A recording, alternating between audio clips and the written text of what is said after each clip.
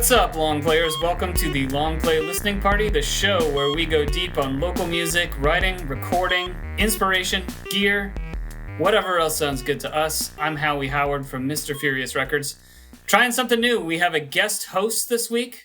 Rob Spectre from the Arturo Got the Shaft, A Life Without Fireflies episode is here to mostly take over hosting duties. Rob, how's it going? Howie, I am doing great.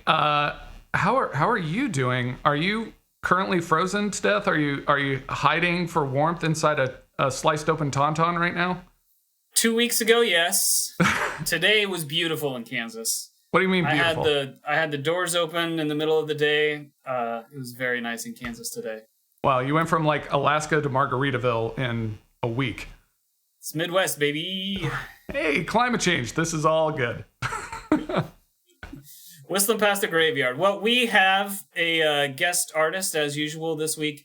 It's Cory Kibler from the band Shacker, a early mid-2000s Nebraska, Lincoln, Crete area band, to talk about Shacker's first record, Pardon My Pretension, but Isn't It Blackbeard's Birthday? What's up, Cory? Oh, man, I'm thrilled to be here. Man, I just really got the full irony of that title just now. Like, it's so pretentious. It's great. We just went meta right from the start. Full disclosure, I'm in this band. I play drums in this band. Cory wrote the songs, played guitar, sang the songs. Going to try and keep the conversation mostly between Rob and Cory, but the events sort of is, this record has never been online before. I've remastered it. It was never mastered either. I've remastered it. It's going to be on Bandcamp and all the major streaming platforms, along with Shacker's other two records. So we're bringing the whole Shacker discography into the modern age. Well, that is super exciting. Are we hearing the mastered version You are hearing the mastered/remastered, only mastered version, yeah. I was listening to the MP3s I ripped off the record while I was in college all week in preparation for the show. So I'm very excited to hear the different sound. You got that vintage bit rot. There you go. As we're getting ready to dive into the record, Cory, I am so excited to talk to you about this record, mostly because I don't think we ever got the opportunity. You all put this out like right when I was graduating, so we never really got to sit down and have a heart-to-heart about this record, but I am a genuine fan and really adore the songwriting in particular on this record. But one of the things I'd like to capture as we're leading up to actually hearing the sound is what I think is like a really interesting tension in all these songs between what I perceive at least to be some fairly serious content and this absolutely irrepressibly joyful, mischievous antics, which are reflected in the album's title. So every Shacker record has a Blackbeard gag. What is the story with Blackbeard and Shacker? Man, I don't know. I mean, I think you captured it perfectly. Like, I am an incurable goofball, and I can't help it. Even when I try to do something cool or edgy or something, I don't even try anymore, but when I did, it didn't work. And I don't know why we got so stoked on Blackbeard. I think pirates were like a big thing in 2002 or 2003. Like, that was just, I don't know, kind of like what zombies would become or vampires later or something. Like the ninja pirate correct. Whole like online meme before memes were even a thing. Yep, that's exactly it. And so pirates to me are just like funny and cool and silly. I don't know. I think Howie and I kind of developed this like headcanon of Blackbeard actually being this like really sad bastard kind of pirate that like almost accomplishes his great goal, but then doesn't quite get it and then dies in obscurity or something like that. Like, I remember talking about him as a character almost, and not with much plot or anything, but he would just kind of come up in jokes and BS about what would Blackbeard do, or can you imagine Blackbeard doing this or whatever? Right. Like, I think we definitely made him, like, I didn't bother to learn anything actually real about Blackbeard. I remember Howie sending me an article when they found some more of his stuff, but in my mind, it was just like he was just this sort of like hapless goofball who really wanted to be taken seriously, but just couldn't find the treasure or something. So, I don't know. I identify strongly with the underdog. We made him into our mascot, kind of. I mean, he's totally kind of a reflection of who we were. Totally did. Yeah, he and it's funny, we didn't look up to the real Blackbeard. We invented a character for a real person and then made that the mascot. We appropriated Blackbeard for sure. Absolutely. All right, let's hear this first track.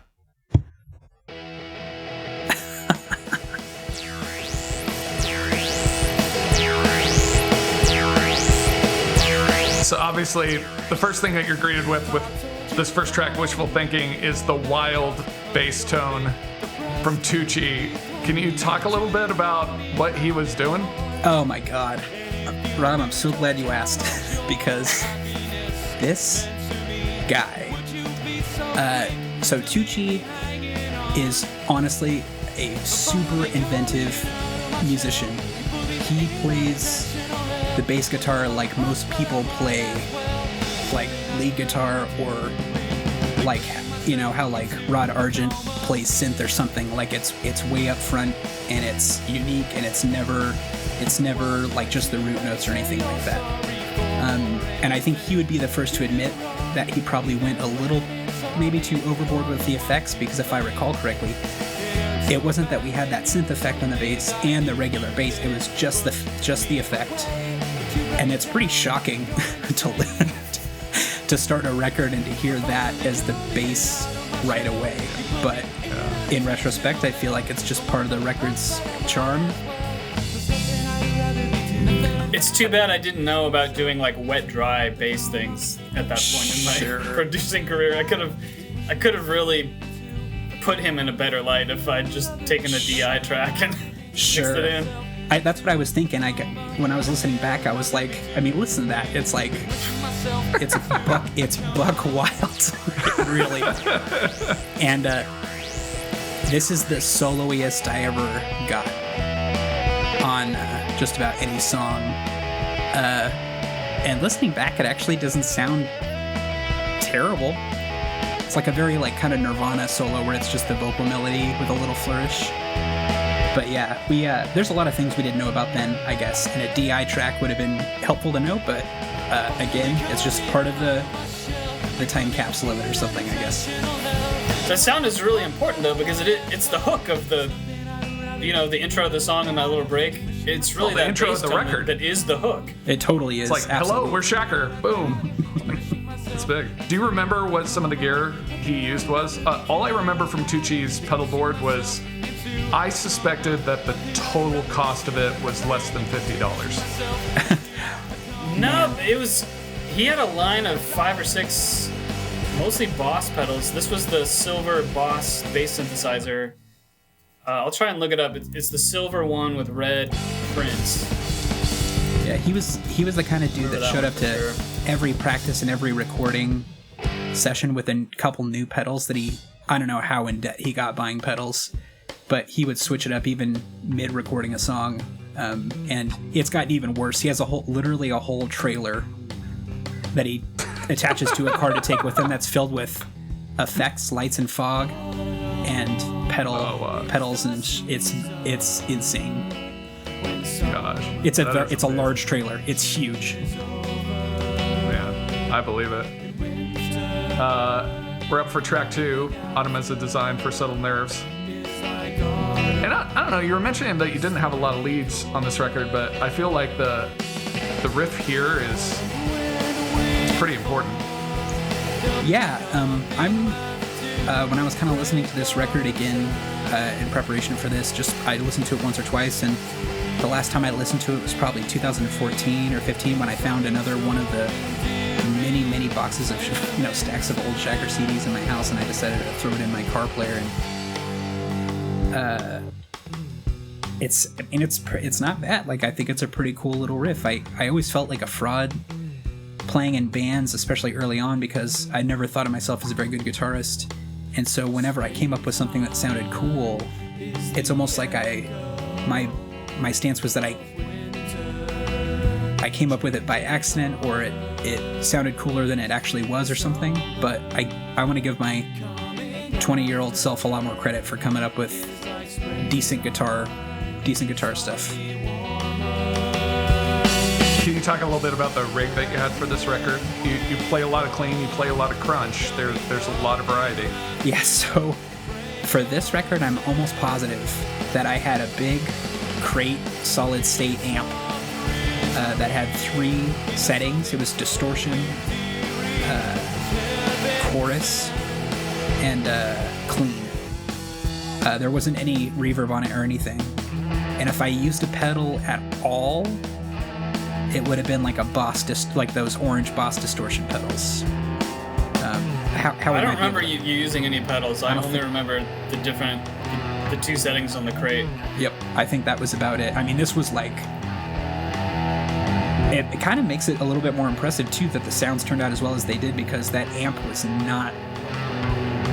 Like, looking back, that amp is not a pleasant amp to really listen to at length. Especially when we played shows and they would mic it, man, it just got so... Like, the tone was just not terrific. But I think we spent a lot of time trying to dial it in for this record. Well, a lot of time for me, which was like probably 5 minutes at the time. I just didn't... I've never known that much about gear, and I've never cared a whole ton about it.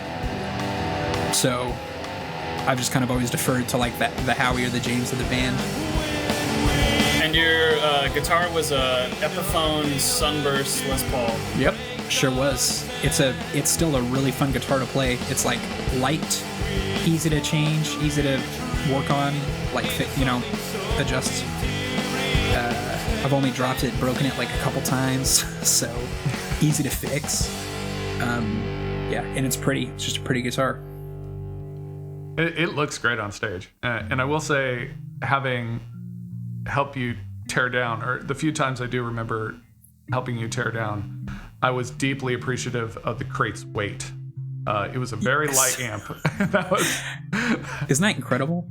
I remember the first time So the very first amp I had was like a crate practice amp that was literally like this big, and it sounded like trash. And then I got that crate solid state, that bigger one, and I was like, 2 speakers, 20 watts or whatever it was. I'm moving up in the world.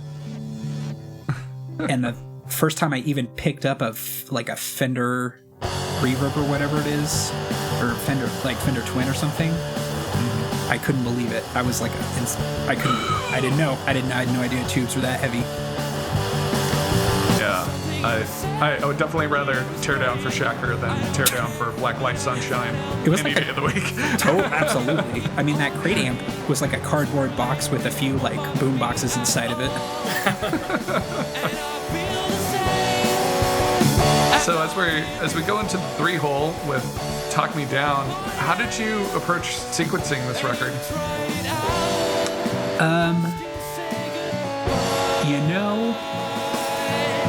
I don't think... I mean, I knew I wanted Autumn to be the second song because I really liked it. Wishful thinking. You know what? I think I probably put it in order that I wrote the songs because I'm not very imaginative when it comes to that stuff, or I wasn't. I also like to stack the front half of the records with upbeat stuff. I guess it was my way of tricking people into thinking that the rest of the album would be really catchy too, or something. I don't know. I can't remember. But this... Oh, this is Placing Blame? This is Placing Blame. Talk Me Down is number 5. Yeah. I honestly forgot about this song until I listened to Dimly Lit Room the other day. And I forgot that this song was even a song, and the drum roll part's cool. It's a cool song. It sounds great on Dimly Lit too. It's just a well-done song. I listened back to this record preparing to really judge myself pretty harshly for everything I can or something, but the performance is pretty good, the songs are pretty good. There are things I would certainly change. I think like probably some of the lyrics and vocal performance and a little bit of the work I did on guitar, but like pretty competent. This is the I'm pretty sure this is the first record I made on the 01 system. Totally was, yeah. And then, Fireflies would have been next, and then Signs.Comets would have been in the summer after Fireflies. Yeah, I remember when we started recording this record. I mean, it was fresh out of the box. You're the whole rig, and you had your manuals out and stuff like that. And I have this very distinct memory of James and I showing up to record or something, probably late, and playing with like a beach ball or something in your studio. And to your credit, you had a lot of patience before you were like, "Hey, please don't do this in my room with all this stuff. Please don't." Like, it sucks that I even have to tell you guys this. You know what I mean? It was just like Space Case Cory and like F it James, just like, this is what I'm doing. So, whew. I'm glad we didn't break it. I would have been very sad. Listen to that bass. Yeah. One of the things I loved about Tucci's playing live was how performative he was. Yep. I think for this one he would pound the body of the bass with his right hand, and he would just shake it violently. Yeah. And I don't know if that actually achieved any vibrato, but it was awesome. It was awesome to see. Like, he was just a really captivating bass player to watch. He was always the flashiest dressed too. He always had some like sparkly vest on or some like patch, pants or something like that. And he definitely got into it. He would stomp really hard on the ground, but it was sort of like he was on the downbeat. So it was kind of confusing during shows, but I honestly think the glittery bass that he still has, I think that he had some setting where he really could like loosen the string with a switch, or there was like an ebow-y type thing attached to it. So it might have been actually something he was doing, but I could be completely wrong. That's wild. Where for folks that may not be familiar with Shacker, where did this record sit in the development of the band? This was, I mean, these are all the first songs that we wrote. There was a few duds that didn't make it, thank God.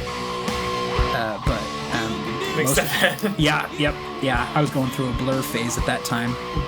This song that we're listening to right now was when I was really into Death Cab and Built to Spill. The riff at the beginning of the song is a super duper big Death Cab crib. I mean, right now, like during this little breakdown, if not for the bass, it would sound like, it would sound like a Death Cab kind of tribute. Not that I took it directly or anything like that, but it was just, I was in that zone. And this whole thing is like I'm listening back to this record, I think I maybe understand a little bit more about why Rivers Cuomo really gets awkward listening to Pinkerton. Like, this is a full-on, super vulnerable, self-disclosing, oversharing breakup record by someone who can't get enough of like pop music, I guess, but wants to be moody or something. You know what I mean? I feel like if a really huge, James Taylor, Cyndi Lauper fan started an emo band or something. I did get a sense of that tension in the live show. Maybe not on this song, but certainly on Autumn, or maybe on Routine or Love Song, where it seemed like he had a very kind of discomfort with appearing like you were rocking out, and he approached it with like a certain degree of parody, which I always thought was really cool. Yeah, no, totally. I think they can't take you too seriously when you wear cargo shorts to shows. Oh my God, yeah. So on the top, flip-flops. At the very top of the list of things I wish I'd done differently as far as my music career goes in college, that might be the biggest one. I mean, I used to make fun of James for asking us what we were going to wear for the show. Like, what are you guys gonna wear? I'd be like, Jesus. That's when, the cape change joke came, because it's like James gonna go backstage in between each guy, do a song, and like put on a different cape or whatever, macrame, whatever. But I really did wear ripped up cargo shorts and flip flops and a hoodie. That's rough. But yes, I think at this time in my life, I was very, very, very self-conscious about appearing pretentious or like earnest or sincere in any way or something, even if the music was sincere. And so it was like, that was my way of not coming across as like a kind of a douche or something. I mean, it wasn't conscious. I'm just a goofball. That's it. Like there was no act. I was just, I don't know. But I think I kind of overcorrected maybe a little bit. Like, did you feel like a certain degree of like, there was only so much fun you could have? Or maybe I thought by being overly goofy, I was some sort of like tempering the heaviness of the songs, or I don't know. It's sort of like if you're having a conversation with someone and you say something kind of vulnerable, and instead of like letting it sit or whatever, you just kind of like make a joke to, move along or something like that. But even if I wanted to be more earnest at the time, I couldn't have. I was too silly. Still am. I still am. Just have slightly better self-control. Well, when you think about the influences, one of the things I always loved about coming to Doan and hanging out with y'all was hearing what you were listening to at the time. Can you talk about what was spinning in your car, what was spinning at home? Totally. Making this when you're writing these songs. Yeah, I think tons. Like I said, tons of Death Cab for Cutie, tons of Built to Spill, a ton of Not a Surf, Super Drag, basically any power pop like trio you could get your hands on. Was that kind of stuff. I don't know. I mean, this song very much feels like a Not a Surf. Talk Me Down very much sounds like a Not a Surf kind of thing, except for like the solo is pretty ridiculous on purpose. But yeah, it's just very simple. I mean, we were a trio, guitar, bass, drums, big melodies, almost like a punk sensibility, just because we didn't put a lot of embellishments on any songs. Like we hardly did any overdubs for this or the other records. It was just those three instruments going. So yeah, a lot of power pop. James was listening to a lot of Collective Soul and Duncan Sheik and Tonic. Oh wow. Oh yeah. I was probably listening to a lot of Fish, maybe some Jimmy Buffett also. And a lot of Radiohead, though it didn't really filter into the music, but I mean, yeah. Kid A was on constantly. Yeah, that's right. You guys were always listening to Radiohead when I came over. That's right. It was always Kid A and the Benz. Yep. OK That's Computer. Right. Kid on constant. I got into Radiohead in high school, and then when Kid A came out freshman year, we went to Homer's to buy it, and it blew my mind. And I probably listened to nothing but it for a while there, and it's almost like it was so aspirational and so incredible that I didn't even know how I would begin to let it influence my songwriting at all. So I just kept it simple. But yeah, I listened to a lot of Kid A. That's still my favorite Radiohead record. It's just incredible. I didn't hear out of anyone that was making music out of Crete at the time. I didn't hear Radiohead in the music, but whenever we're hanging out, almost always Radiohead was playing. So it's definitely part of the context in which this music was created. I mean, this is very much not, Sophia is not a Radiohead song at all, but man, this one is such a good tune. Thank you. Yeah, what's interesting about this song is that so I think every songwriter has at least a couple songs that they wrote, and they were like, yeah, that's pretty cool, but for some reason that's the song that most other people connect with off the record or something. Howie and Scott had a song called The Picture Song that everyone loves, including me, and he's just like, yeah, I think it's all right, but like I don't understand why people love it more than these other songs. And that's definitely... That's not even the title. That's the title that people gave it because they listened to it. It's not called The Picture Song. Not in the title, not in a parenthetical. Really? Yeah. But that's what the. That's like the nickname that people gave it. But it had. I swear it was listed as that somewhere. But I'm probably doing false memories, and we will settle this on the field at dawn. I did an acoustic version later, maybe, and I put that as a parenthetical because that's how everyone knew it. Yeah, I think that's it. But yeah, this it's such a good song. But yeah, Sophia is a song that we wrote, and I remember like Howie liked it pretty well right away. James really liked it, and every time we played a show, people would want to hear this above any other. Like, this is the only song that ever actually got a request to play, and I'm still not sure why, but not that I think it's bad. It's just that I think I'm inside it, so I don't quite get the. Well, I do think like the song itself is obviously deeply vulnerable, and I think this main lyric, like, I'd rather be medicine than be the one who brings you down again, like, is such a powerful statement. But I really, in the last LP I was on, we were talking about songwriters as drummers and how their sublimation to the song can really bring something forth that's really powerful that perhaps the original songwriter didn't consider. And when I think about how you're drumming on this tune, there are a lot of really tasteful choices that make this thing. I mean, the song could be a waltz if you wanted to phone it in. Right. But what you did here was to complement the build was so powerful. Well, thanks. That's a really good point. Both Tucci and Howie are musicians who add so much vibe to a song that they're not playing guitar or singing on. It's insane. Like, it's easier to add vibe with like a synth or keys or something, but like Howie's drumming on the later Sleepover EP, another band that we were in, it's like it feels like it's half of this hook, or half of it's like sets the whole tone of the thing. And Howie definitely did that on this record, as did James. Like, you could just hear him. Do you remember? So I want to go back. I've been holding just in my mind. Rob kind of asked where this falls in Shacker, and I'm going to answer that. But Cory, think about how we got together, because I don't really remember. But we arrived at Doane College, now Doane University, in the fall of 2000 together in the same class.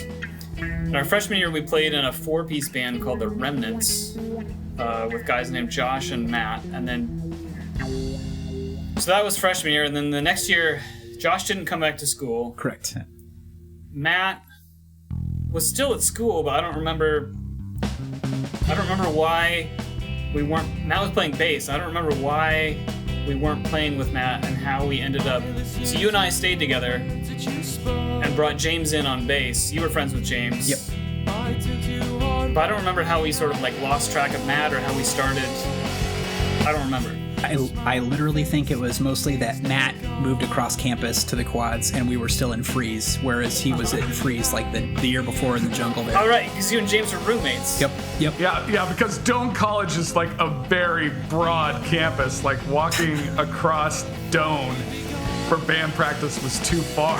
It was, honestly, you joke, but wrangling people like me and Josh and Matt to get to the same building at the same time anyway was probably a nightmare. And Matt, if you can imagine, is even spacier than the rest of us. So I think it's almost like when he went across campus to the quads, he forgot that the other world existed. Like, I think he was just... Well, plus, I became friends with James the year before. We decided to room together, and he played bass, so it was sort of like... I mean, I think we may have offered, like, Matt if he wanted to, like, play guitar or sit in or something, but I think that's kind of it. I think we were just like... He had other stuff going on. Yep, yeah, he was super busy, so... So as a trio, we'd written and played shows and stuff for about a year and a half before making this album. And this album is basically everything we had at the time, minus... I mean, we had maybe 2 or 3 of our very first songs that we could afford to cut that are on the the coffee house show from that.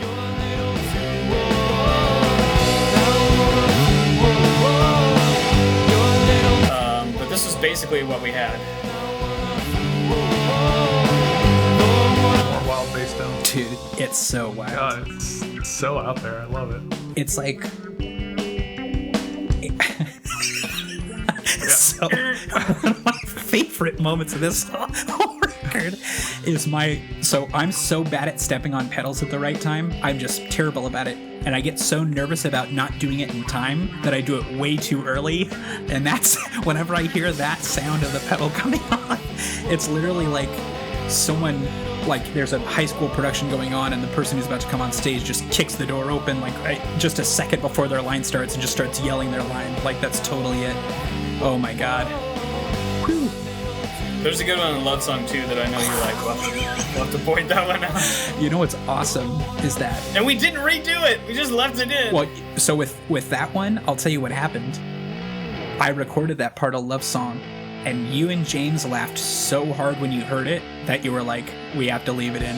Like, it's just too... It's... Because, like, I've seen Howie laugh a handful of times in my life so hard that he like started crying and had to like wipe his face down with a handkerchief, and that was absolutely one of them. It was so you could just hear like the eager like lack of attention / nerves in that take, and it was just a very me thing to do, just come ripping in like right like a good split second before everyone else.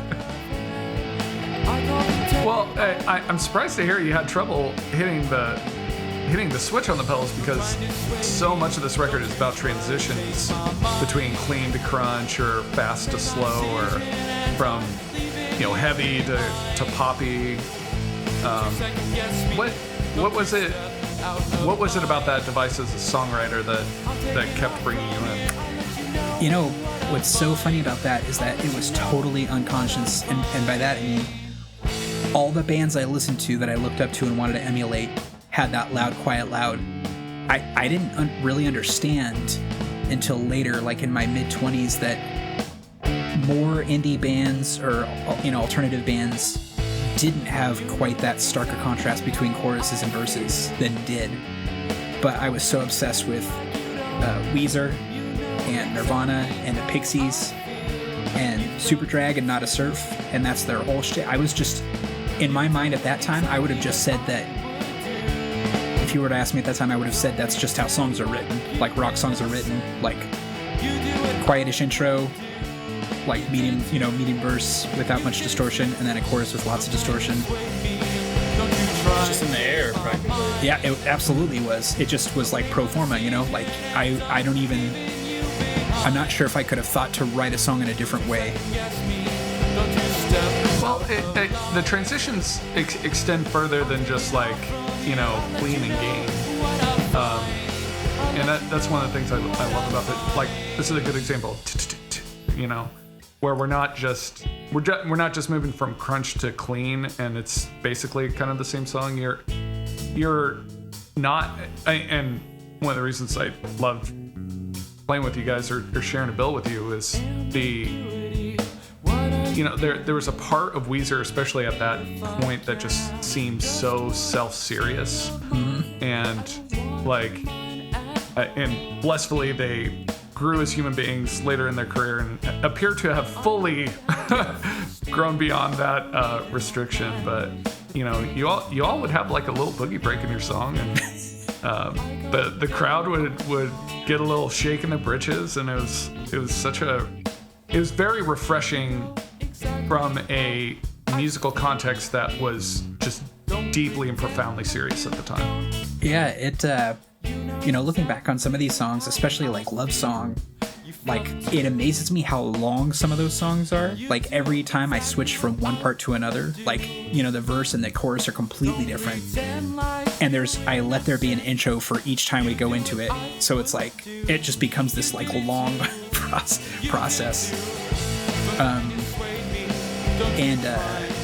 I think it's almost like I had written various parts of songs. So at that time, instead of like writing a song all the way through, usually I would have just a grab bag of different parts I'd written and I think I would put ones together that made sense after the fact. And I think this song, like I had that like jazz chord verse, and I was like, that sounds cool. And then I had this chorus, and that sounded cool, and I put them together. And definitely the same thing with Love Song. Like that is it works in its own way, but it is a very contradictory song as far as tone goes. And this is another example, I think, with this guitar riff, this kind of twangy. This is very, very not a surf, like a twangy, kind of not shreddy, like melodic introduction to the tune. This is another one everyone liked. I'm not sure if you ever got requests for it, but everyone really loved this tune. I will say, I understand. I think this may be my favorite Shacker song that we ever did, and especially on Dimly Lit Room. Like, I like it on this record a lot. I think it works amazingly. I'm really proud of this little humble riff. But on Dimly Lit Room, like, it just reaches a level that's hard to reach. I don't know. It's always been my favorite, along with sort of Talk Me Down. And, on this record, I like some of the other stuff a whole lot too. This one has some. I forgot this has some like extra production mojo. I mean, it got an acoustic guitar, we've got tremolo on the clean electric. I mean, we're really going to town here. For the benefit of folks who may be hearing Shacker for the first time, we mentioned Dimly Lit Room a few times. Can you talk about that record and where it sits with respect to Pardon My Pretension? Yeah, so a lot of the same songs plus some newer songs we recorded for that. That was about either right before graduation that we recorded that or right after. It was February of 2004. There we go. So before graduation from college. Right before graduation, roughly a year, a little less than a year after making this album. Yep. James had graduated from college. Howie and I were still in school, but Howie had been in Africa. And while he was in Africa studying abroad, James and I found a cello player, Annie, and we were doing some other stuff with her, kind of under Shacker, but kind of not. And we decided that it would be cool to do an acoustic record with cello, just because so many of our songs lent itself to that, and plus we just figured, especially with the cello, like how cool. And a lot of the songs worked so well on that record. It's just, it's pretty wild, but Fully Okay, it's like that model just lent itself perfectly. And then we immediately turned. It had some new songs on it, mm-hmm. and a few unique songs. That's the only place they appear. And we pretty much turned around immediately and started recording the other studio album. Yep. Knowing Her Best, Blackbeard Defends the Open Sea.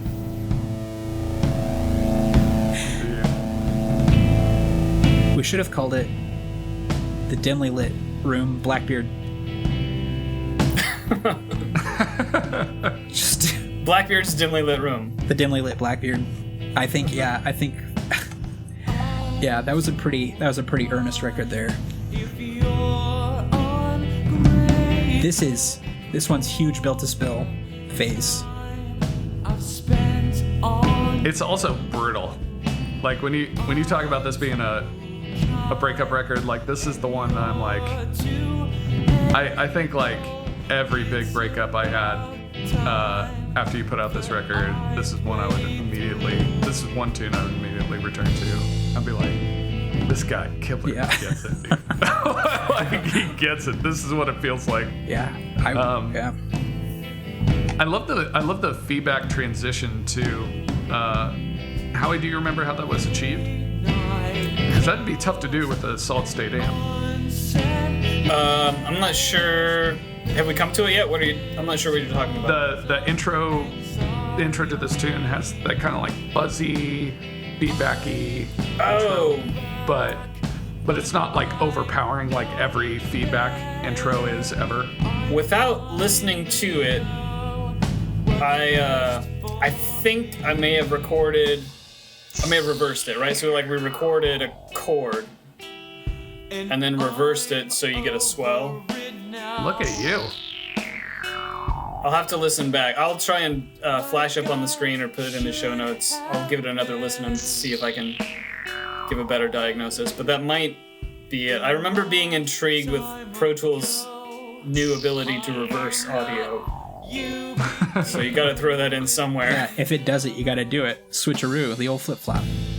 There we go. So we talked about this being a breakup record. How did you feel after it was out? It felt pretty good at the time. I mean, it was cathartic, especially. I mean, I it was just like the first time I was super in love and got broken up with, and it was such a good thing. But I didn't know it at the time. Like at the time, you're just devastated, and you're in this small school where all your mutual friends are there, and you can't avoid the person. I was so young and so sensitive and way out of my element, right? I was in Lincoln, or, Crete, Nebraska, after I grew up in Ventura, California. And I just think it was like I wasn't like a kid, but I still wasn't old enough. Like my brain wasn't fully developed, and I just had way too many emotions to deal with. So yeah, this whole record was like, kind of written from a place of like devastation. And it's a little bit, it's not embarrassing to listen back. It's more like it's just a bit much. I mean, it's kind of like reading your diary from when you're a teenager and you have some unrequited love. You're just like, wowie, like that's a bit much, but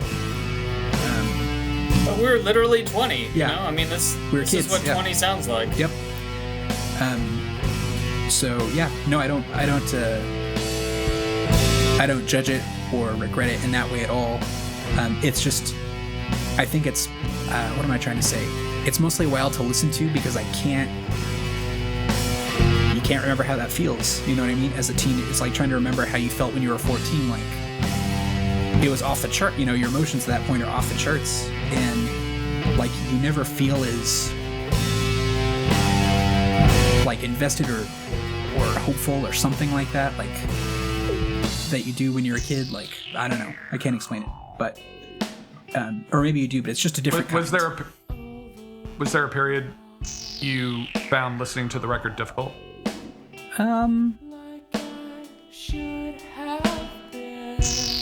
Not ever because of the lyrics. I would say if I ever felt weird listening to it, it was probably because I wish I had done something different vocally. But no, not as a piece of art or as a confessional or message or something. No, it wasn't. It's not difficult. And actually, I mean, it's so cool to be able to listen to a mastered version of it for the first time ever right now. Like, yeah, I have to say, the remaster sounds really good, dude. It feels different. Okay, that's good to hear. It feels very different. Wow. I tried to do as little as possible, so that's cool to hear. I hope it feels true to the original. I mean, I constantly I would take all the processing off constantly and just check that I wasn't doing too much. I was very conservative with the processing. Because we knew that we weren't going to master and we didn't really even know how to, it was such a foreign thing kind of for us at the time, or at least it was to me. It's almost like we mixed knowing that we couldn't have that wild of a dynamic or something like that. So I think when we let people hear it, I think a few people I played it for and I asked thought it was mastered. Like Terry Daly, who, from Star City Scene, he was like, I totally thought it was mastered. And I think it's just because we put so much work into, Howie put so much work into getting the volumes just right. Well, and for folks who maybe are a little younger than us, there was a day when mastering was not $500. Like mastering back then was like like $5,000, which may as well have been $50 million to us at that time, right? Like it was something that was a huge investment for, you know, a band in a scene that wasn't selling out a 200 person club every other weekend. So it's, you know, it was a very difficult thing to do at the time. But even the version that I was listening to, you know, the original version of this, which I was listening to leading up to this, one of the things I was struck by is that the mix does feel timeless in a certain way. Like this does sound better, but what you had was really strong. I think Howie did a great job on that, which is good. I mean, it's good that like from early on in like Howie's recording career, he was like a pretty astute student of the game, just because there's no way any of this would have gotten done, or if it did, not very well, if, you know, Howie hadn't been there. Like, I think James and I, when we were living together, went halfers on an 8-track or something, and neither of us ever took it out of the box. Like, it just never would have happened. So.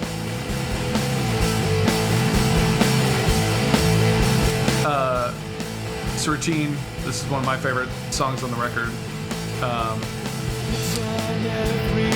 It is also one that I returned to this past year. Obviously, very different context with the pandemic, but you know, where do you feel this sits in, you know, your catalog of stuff you've written? As far as a pop, like power pop song, I'm super duper proud of this one. If I were writing this kind of sound or song right now,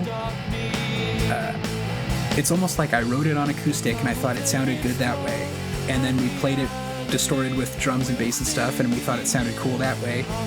And so instead of trying to blend the two or trying to choose, I was like, here's the arrangement. We'll play the song once all the way through on acoustic, and then once all the way through with distortion. So I don't know if I would have done that. But I really like the transition, like the whole theme of it. There's kind of like 3 sections that are all super melodic to me. I especially love listening to the acoustic, you know, bit of it at the beginning. Yeah, I'm stoked on the vocal melodies. I think this was like, I remember spending a lot of time on the vocal melody to get it just kind of right how I wanted it. Well, it should be said, if you want to talk about the rhythm section's contribution to a song, their work on these builds are just so critical. This song is really about those builds in a big way. Something else I would have done, I think, is stop singing during all these parts. I'm glad I took it down a little bit right here, but just like what you said, the builds were so awesome.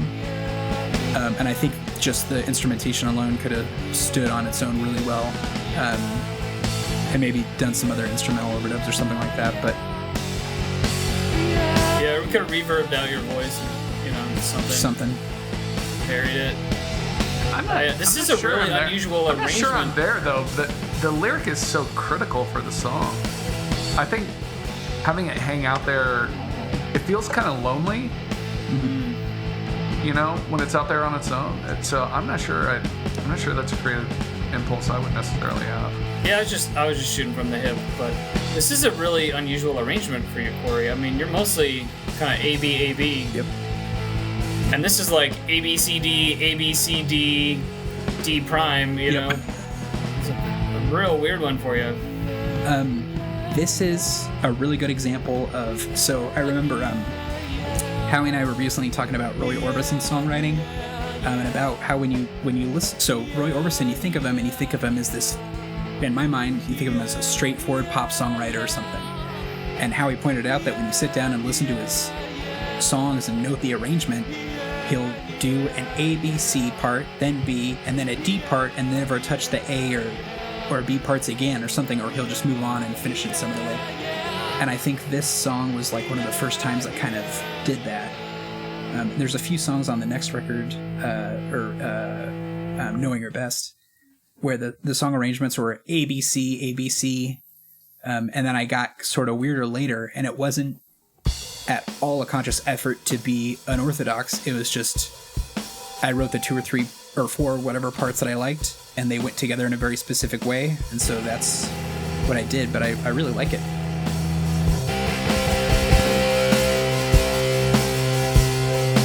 And then we come to the closer, Love Song.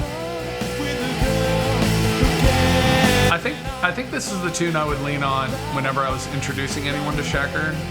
I'd be like, all right, this is the one that's gonna hook you. Here you go. This is definitely a Weezer-y chorus, because it's got that, like, what is it, 6/8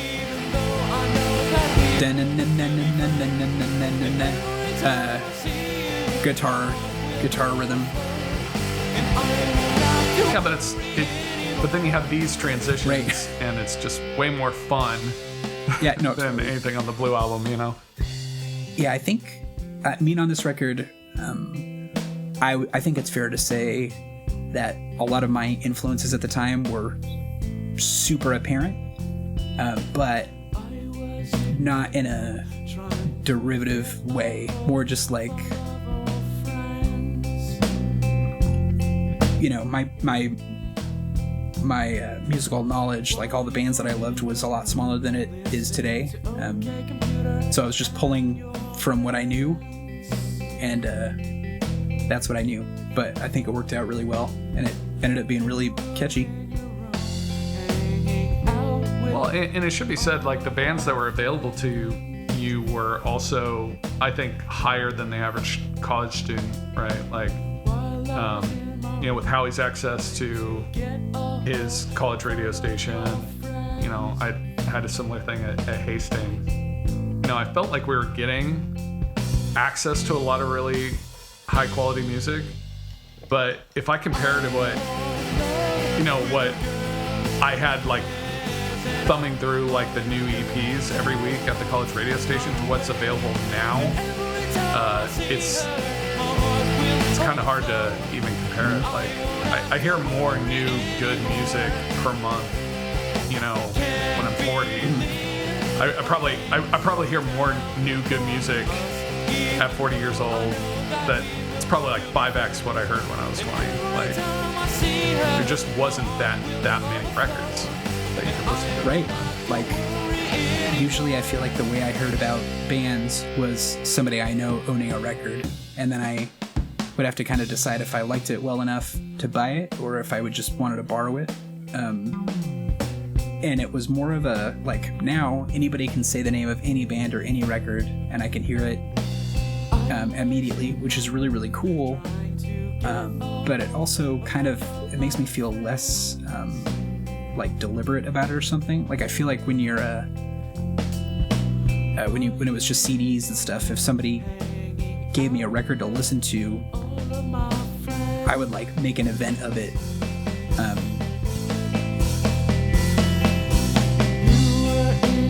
Well, I will say, especially for us who went to school in a rural context, like, the one thing that is nice is if you have a sound you're really into, it's really easy for you to find more of that sound now than it was, especially because it's not like we could go to shows. Hold on. Yeah, we gotta hear this part. Oh no, I jumped the gun. I was waiting for the pedal push. The pedal push? Yeah, it's next transition. It's coming up next. The jangly part is my favorite part of the song. This is when I was really into Christian ska for about 5 minutes. I don't know where this came from, to be honest. This is like, it does have a 5-iron. It totally does. Absolutely. It's like, oh my god. Supertone strike back. I really don't know where this part came from at all. Like, it's so. You like that? This is kind of a two-step. You like that two-step folky feel? Yeah. No, it's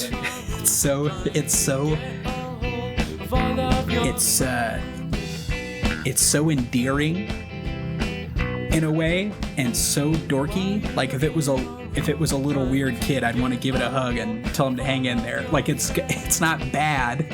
You know what I mean?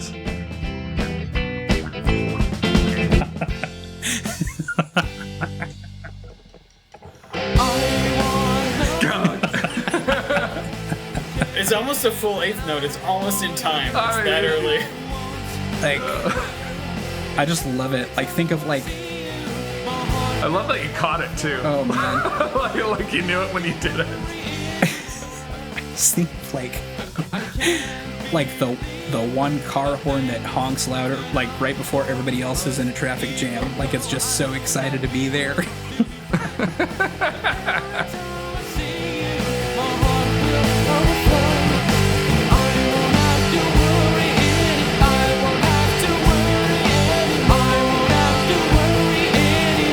You know, the distorted tones on this record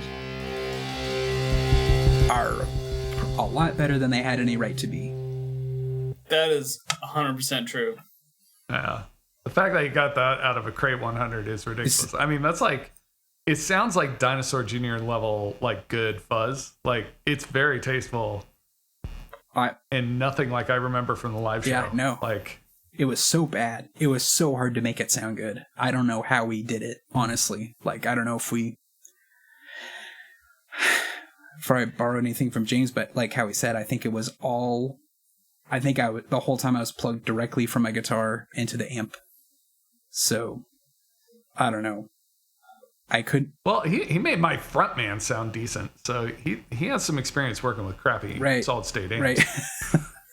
Right. like we didn't have money for amps, so it was. He got a lot of practice. There were a lot of solid state amps out there. Howie, what was your first amp that you had at Crete? Well, my first real amp was the Hot Rod Deluxe. I had borrowed a Vox tube amp prior to that I played in no front. Yeah. No front. But I went straight for that was what everybody bought at the time.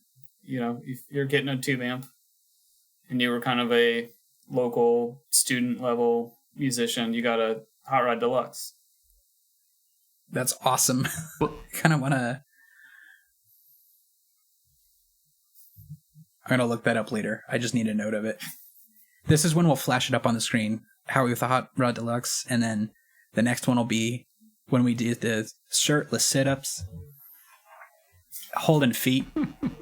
That's good. Put it up. You used my Hot Rod on Knowing Her Best. That's right. That's why it sounds different. Honestly, I would say, I mean, Annie for sure, and the songs for sure, but I think that's easily the biggest difference between the sounds of those two records. Like, for me anyway, just because the first Shecker record is absolutely loud, quiet, loud. And with the Knowing Her Best, it was all about, I mean, I had pretty much the same settings through every song, but it was just the attack. And I would finger pick pretty quietly during a lot of verses, and then, you know, strum power chords with the pick during the chorus. So it was less like. Yeah, I don't think you used the foot switch much. Nope. You with your right hand, you controlled the level of gain. Very different feel. I will point out at this point, so I left off the little bonus track that folks who've heard the CD might be familiar with. It will be on the Bandcamp download. So if you really need to hear the weirdo bonus track, it's on the there Bandcamp are excellent clavas on it. Like, just the clavas solo is really breathtaking. And that was done on a clave that was it was a plastic alligator one. It had an alligator mouth. I remember. It is piercing. Like, it's just like. Yeah. I think I've said on the show before, I kind of have a terrible memory for events and people, but I remember recording the bonus track very clearly. Mm-hmm. I do too. I think it was like I think we recorded the record almost in chronological order. I feel like it was just, I wrote the songs almost in that order. And I think we recorded it almost in that order. And I remember the reason recording the bonus track was so goofy was because we'd just gotten done tracking so much of that stuff, and we had zero just slap happy. Yeah, just didn't care like about how good the secret bonus track could be, and in fact, like, if it's bad or whatever, then the better. But you had to have one. It was 2003. Yeah. You had to have a secret track. Oh, yeah. Like, that was You didn't have a choice. Absolutely. I know, isn't that funny? Secret tracks were like, they did come standard on a lot of models that year. But like, it was just very goofy. I mean, it was like, what's that? The secret track on Dookie from Green Day. It was that same exact flavor, like us just goofing around. Or didn't Goldfinger have a secret track? Oh yeah, one of them. I think Hang Ups has like 2 secret tracks on it. That's pretty 2 of them. No, they're like, we're not. Well, it's Goldfinger, so they're not going to be outdone by Green Nope. Day. They have one secret track and then a secreter track. Like, it's so funny. Just bands just loved it at that time. Was this the year after the They Might Be Giants Fingertips thing? Like, they had a record that had like 12 secret tracks. Oh my god, that's a whole nother record. Yeah. Wait a minute. Yeah. Do you remember that? I don't remember that. Maybe Howie does, but I want to say, didn't you go to that They Might Be Giants show with us at the Royal Grove? Yeah. Totally. That's what I thought. I was like, because I was trying to think of when I hung out with you at like a Perkins or a Denny's at 1 a.m, and it was after that show. Like, we went, like me, Howie, Rebecca, JT. We met you there, maybe a few other people, and it was like we had a posse. It was such a 2000s event. Like, the Royal Grove was so ridiculous. It's a gentleman's club during the day and then a concert venue at night. And then like there's a buffet or something. But I remember it was like right around the election of 2000. And it was like, that was the whole vibe of being a college student at that time. So I remember having like not contentious necessarily, but a passionate conversation with you and Howie and JT and Rebecca and everybody who was there at this diner at like 2 a.m. or something like that. You reminded me of 2 things. One, I'm pretty sure the stage decorations were like Millard Fillmore style, but stars and stripes, and they were kind of doing this Millard Fillmore thing. Maybe. Yeah. And I'm also pretty sure, Corey, that I locked the keys in the car that night. And you... Yes. Oh, that's right. And we had to jimmy the lock with a coat hanger, which was the most California thing I've ever seen you do. That is amazing. I forgot all about that, but that was... Oh, wow. That's interesting. You really bailed us out there, too. I think that would be interesting to... I think I'd done it a few times on friends' cars or something like that, but I remember it pretty well, and I was... I think if I had to guess, I probably just went, somebody give me a coat hanger or something like that. And then I just... First of all, where did we get the coat hanger? We asked around. People in the parking lot. People in the parking lot are just like, oh, sure, kids, here's your coat hanger. Don't tell me what it's for. Nothing bad is going to happen. Yeah. It's 1 o'clock in the morning. Don't tell me what it's for. I don't want it back. It's yours now. Oh, don't tie me back to this.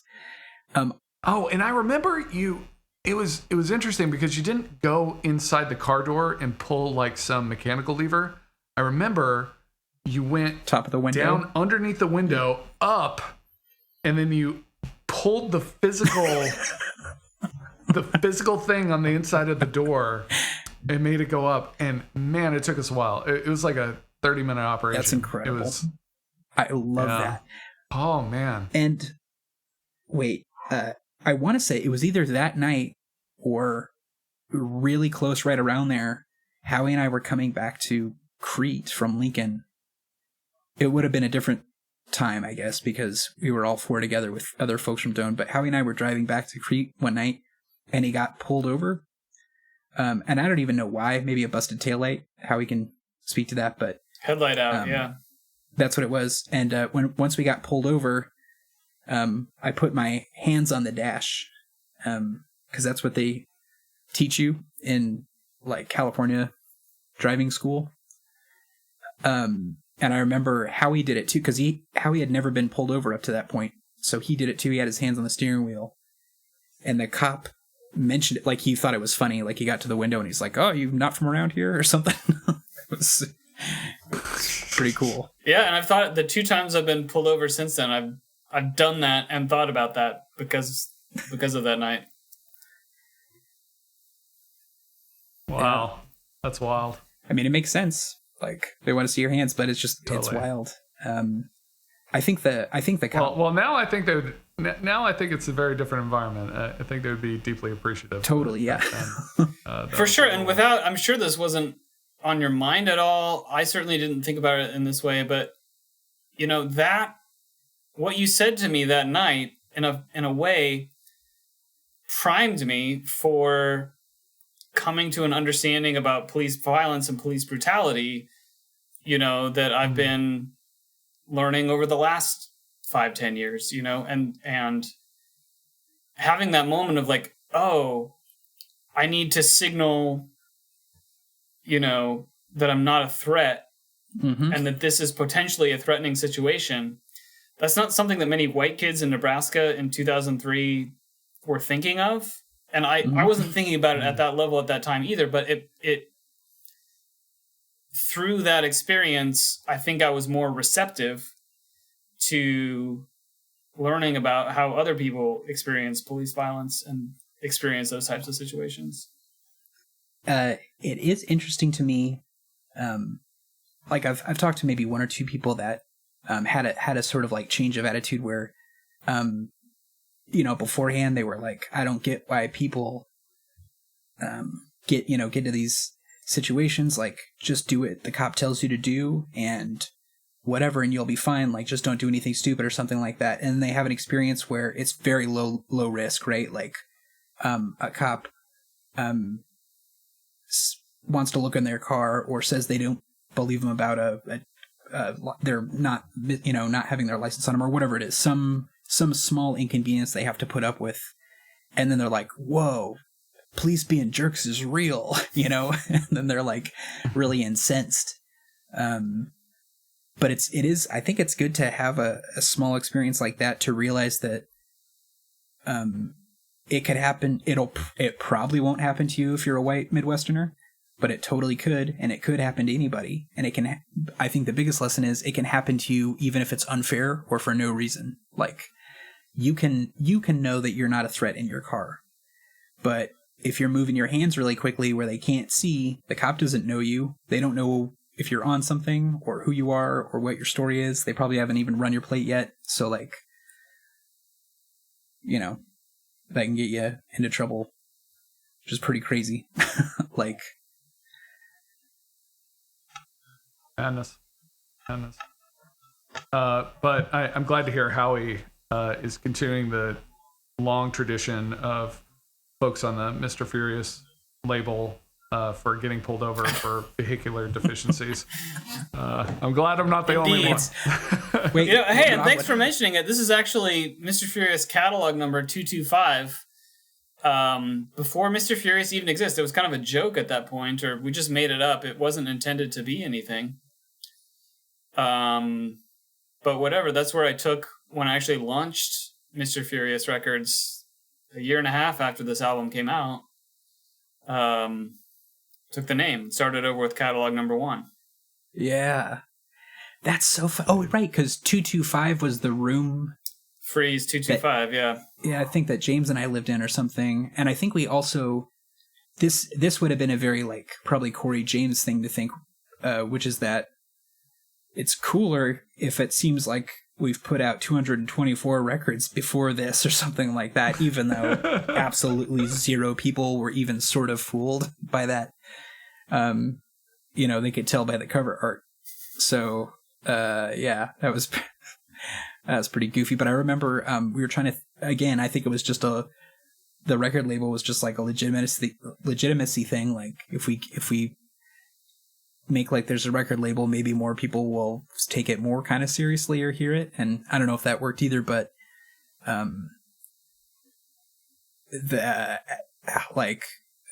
Howie definitely had the Mr. And I know you love the movie, and I know that you love the idea of a superhero whose superpower is just that they get really mad, but nothing special happens, and they don't gain any skill or advantage or anything. They just get more angry. and their whole origin story is a a misunderstanding. Mm-hmm. So, yeah. Actually, it works. It's a pretty good metaphor, I guess. Like, but yeah, I think he would have had the strongest opinion about what to call a record label at that time. Well, he had the strongest opinion that we should make records, which was I mean, certainly I'm sure an ambition we all had, but the ability to realize it was very distant. I mean, I honestly think about how many records wouldn't have happened had not like Howie been in that like scene or something like that. And I even think about no kidding. Music or records or projects that I work on today. At least half of the stuff I do, I feel like, is because, like, Howie's like, hey, we should work on this. And, like, then I have somebody else holding me accountable instead of just me, because it's when it's just me. Like, again, like, I think if we would have had a drummer that wasn't into recording or didn't have a work ethic or something like that, then James and I maybe would have tried to record part of a record on a 4-track and then quit. So, which is what basically all the bands we played with right, did. Totally, absolutely. Like all the bands we played with, you think of the folks that like did make records and the folks that didn't. Like they were the ones that knew Howie Howard and they're the ones who did not. And it was wild. Like there's so many bands in that scene that just never got anything on wax. Who are you thinking? So many bands we opened for. What are you thinking of, Rob? Can you name some? Well, like Blame the Game had like the one record, and that was the record that they did with you. I have some. And I have some blames. I have great. some off-label blame stuff I can shoot you if you want. Off-label. Oh, some artisanal, free-range organic. Blame More like black market, gray market. Like they use the same materials, but it's they not did. The same I don't remember factory. what they released, but they did. They did a 6-song EP with me. That I think they only put 4 out. Yeah. And the other 2 songs are really good. And then, well, like the what I'm thinking of is like the Nebesniak brothers had a ska band that was really great. I remember seeing it live several times. But it wasn't until they formed the Killigans that they ever got anything on wax. were they in Eighth Wave? Was that it? They were, Eighth Wave was the band, and they were a super awesome. fun ska band. Like they were really really fun. But I think they had an EP that was on like burned CDRs or something like that, and it didn't sound great. Certainly didn't sound as good as the live show. And then, when they got linked up with you when they were doing the Irish thing, like, oh man, completely different experience. And they're still making records. Like, Yeah, they're fantastic. And I don't want to give anyone the wrong impression. All I've done with the Killigans is master one of them, and I forget what the title is, but it's outstanding. yeah, and not because of the mastering job. The band is phenomenal. Yeah, they are. They're one of those bands who,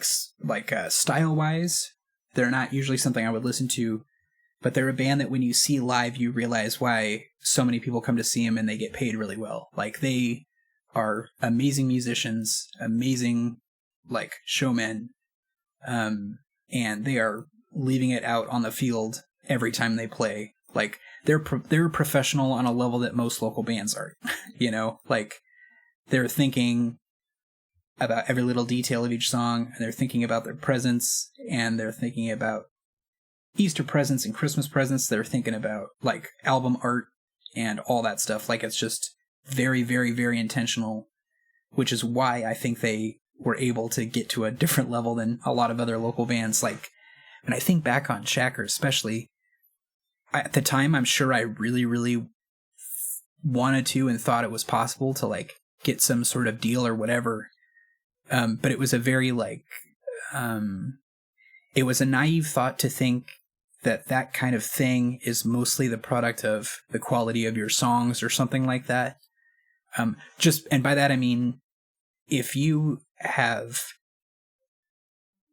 a trio on stage and one dude is wearing like cargo shorts and flip-flops and a hoodie and has like bleached hair or something like that, like, and but nobody else looks like that either, like that's a it's a hard thing for your brain to make sense of. I don't know. I think at the time, right, I was just naive, like, oh, we could get some acclaim, you know, on the merit of our songs alone or something like that, and it's just not. Yeah, we had this weird, or I had this weird thought, you can see if you agree, that like, if the music was good enough, somehow, some way, mysteriously, like, a deal would materialize out of thin air. Yep. And we didn't really understand that it was about the draw and how many bodies can you put in a bar. Yep. And it was way late in the game that I realized that was the metric that mattered. Yeah. Yeah. Isn't that crazy? Like, I didn't really, I mean, I had heard and I understood on an intellectual level that your band had to look cohesive in some way for you to like, for it to make sense enough to people. And you can look weird, but you all just need to sort of look weird in the same universe or something like that. And I didn't really get that on a gut level until like a few years ago. And I remember seeing a band live, and it was like, they all looked like they were on loan from some other kind of band, you know? And it was like, it was like a weird contradiction. You know what I mean? Like the music sounded good. And I was like, it just doesn't make any sense. It's like a bunch of green peas next to dog food or something. I don't understand. Like and I think at the time, especially like you were saying what you said about, if the music is good enough, something will happen. That was absolutely my thought. It was a purist thought, and it also allowed me to avoid putting any effort into something that I felt was superficial, like press photos or writing bios or networking or image or anything like that. You know, whatever. Because you think about certain artists that are able to not play that game and get big, but that's like one out of every gazillion that, you know, that happens with that. I mean, I think of all the local bands that did get a decent amount of press or notoriety or whatever, and they all had at least one, if not several members who were like getting ins and looking cool and knowing right people and playing the right venues and stuff and opening up for the right bands and becoming friends with so-and-so. And I don't mean in a calculating way necessarily, but just that's how it worked. Even it happened organically, but it was very like, it was a business. And I was definitely not thinking of it that way. There was also, to be fair, there was also timing. Like when we were making records, Korn was the biggest band in the world. Okay. there's if I truly believe if we would have landed 5 years before or 5 years later, it would have been a very different story. But the music we were playing, no one was into at the time. That is such a good point. Has to be said. I think about the bands that I've been in Lincoln and in Crete, and what else was popular during that time. And all the bands that were super huge at that time were like straight out of junior high, Eighth Wave, like Blacklight Sunshine. What's the other one? And to be clear, by super huge, they would half fill Knickerbockers. Yeah, well, some of those bands, it was crazy when they played. So when they played the regular room, they would half fill the main room. But when they played the early shows for high school kids from 6 to 9 p.m. on Fridays, I've never seen a local venue that full ever. And Shacker was not really music for high school kids, or at least we didn't market ourselves that way. I wish we had. We would have made way more money and sold way more records. But like, I don't know. It's our sort of tunes weren't quite what people who were interested in local music were into at that time. I feel like it was definitely like a punk ska kind of metal, like new metal-ish kind of thing. Well, new metal specifically. Yep.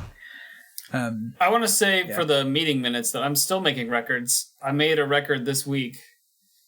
Almost. I'm doing a 5-piece synthesizer record. 4 are done. So just put it down. I still make records. Well, hey, I made a record 2 years ago. Kibler's still making records. Like we're still okay. doing it. You said when we were making records, as though it was the past. Well, when we were making records around the Gotcha. time of this record. Like, I'm not claiming. No one's saying you're too old to make records. Yeah. No one believes. But that. yeah, I think. I think you're going to be the lead engineer in the nursing home. That's the plan. When it comes your time. It's pretty incredible. Like, right. So making records in that era was buck wild, and I feel like, again, still as an adult, 20 years after Howie and I first met, Howie has only sped up his music production. I feel like he's putting out a record literally every 2 weeks, or working on 3 at a time, or something like that. No kidding. And it is, I can't imagine what it would be like to be that prolific, but also it's really inspiring. And I feel like if it weren't for Howie, even if he wasn't involved in any of the music I was doing, just being such good friends with him and him being that prolific raises my output up somehow. Does that make sense? Like, if he wasn't in my orbit, I'd almost do nothing. But by trying to sort of maybe meet him somewhere, like on his output level or something, like it gives me enough inspiration or motivation or excitement about doing it that I put in a little bit more effort to do that. And it's especially true when we work on stuff together. Like, it gives me like a impetus or a deadline or a something, just to like, hey, let's just get this done. And it's really neat to see. I feel like we've worked on a bunch of different projects with a bunch of different names and a bunch of different sounds. And the latest thing we're working on is some hip hop. So we're talking publicly about that. Okay, cool. Okay, cool. News broken on LPLP. So speaking of LPLP, I do think we're coming up on the probably the end of the listeners. Yeah.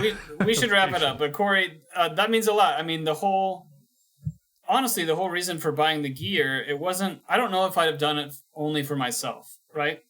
I loved the songs you were writing. I loved playing drums for you, Rob. I loved your songs so much, and joining, touring with the Shaft, or joining in on drums or whatever.